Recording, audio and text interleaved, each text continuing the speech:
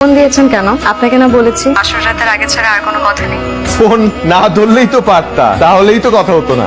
জি, এই জন্যই তো ফোনটা আমি ধরেছি, সারাকে দিয়ে ধরাই নাই। কে সারা? জি আমি সারা। সারা কই? কম্বল মুড়ি দিয়ে ঘুমাচ্ছে। বিয়ের দিনের আগে ছিল সারা আর কাউকে বলবে না। শপিং এ যেতে হবে, কাল রাতেই তো বলে রেখেছি। পসিবল না, আপনি তো সারাকে আর বাসর রাতের আগে ছাড়া দেখতেই পাবেন না। দেখো যারা, এটা ফাইজলামি করার সময় না। কালকে আমাদের প্রোগ্রাম, কত কিছু কেনা বাকি। তুমি প্লিজ ওকে ঘুম থেকে উঠে নিয়ে আসো না মলে। ঠিক আছে, একটু রিকোয়েস্ট করে বলেন। আপনাকে রিকোয়েস্ট করে বলছি, যারা ম্যাম প্লিজ দয়া করে আমার ফিয়ান্সে সারাকে ঘুম থেকে উঠিয়ে একটু নিয়ে আসে। আচ্ছা ঠিক আছে দেখি কিছু করা যায় কিনা। আফটার অল নতুন জামাই বলে কথা, এমন করে রিকোয়েস্ট করে বলছে, কিছু তো আমার করতেই হবে। উপরে যাও নাই তোমরা? একা একা শপিং মলে যাই।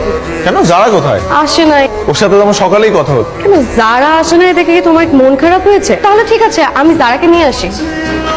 ভালোই তো হলো, যারা আসে নাই একটু প্রাইভেসি পেলাম। কাবাব মে হাড্ডি। এই খবরদার, তারাকে নিয়ে কোনো উল্টাপাল্টা কথা বলবে না। বাহ, বিয়ে না হতেই বউকে রেখে শালিকে নিয়ে টানাটানি। This is too much. আমি তোমাদেরকে কতবার বলেছি তোমাদের দুজনকে আমি ডিফারেন্সিয়েট করতে পারি না। এই ফাইজলামির মানে কি? বারে একটা মাত্র দুলাভাই, আমি একটু রসিকতা করবো না? না করবা না।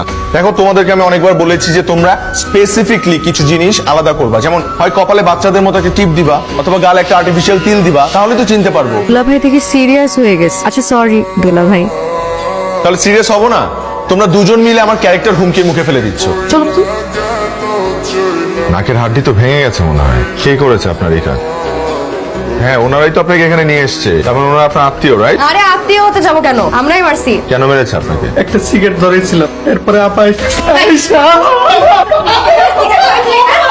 দেখেন, আমি আপনাকে আগেও মাই গড, আপনারা বলছেন না কেন কিছু?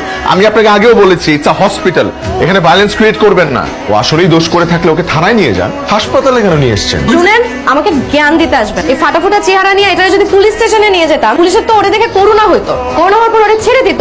আমি তো এটা চাই না। তাই ওকে আমি ফার্স্টে হসপিটালে নিয়ে আসছি।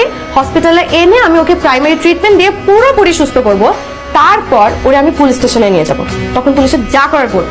আল্লাহ, কোন পুরুষের ভাগ্যে যে এই মেয়ে পড়বে।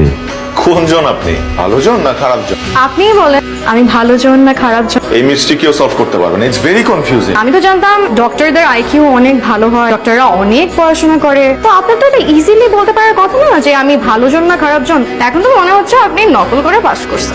আমি মানবদের অভ্যন্তরীণ জিনিস নিয়ে পড়াশোনা করেছি, বাহ্যিক বিষয় আমার কোনো আগ্রহ নেই। চিনতে পেরেছি। আমার মনে হয় বুঝছি, আমি খারাপ জন। I knew it. ভালো জন আপনার জন্য পায়েস রান্না করে পাঠিয়েছে। ভালো জনকে আমি এটাও বলতে চাই যে এরপর থেকে যদি কিছু পাঠানো হয় সে যাতে নিচ থেকে এসে দিয়ে যায়। আপনি যেভাবে চিৎকার করে বলছেন, আমার বাসায় গিয়ে আর কিছু বলতে হবে। আসলেই খারাপ জন। এই শুনেন, খাবারটা খেয়ে কিন্তু বলবেন কেমন হয়েছে। আমি কিন্তু আসলে ভালো জন। পরিবারের সম্মতিতে আমাদের বিয়ের দিনক্ষণ ঠিক হয়।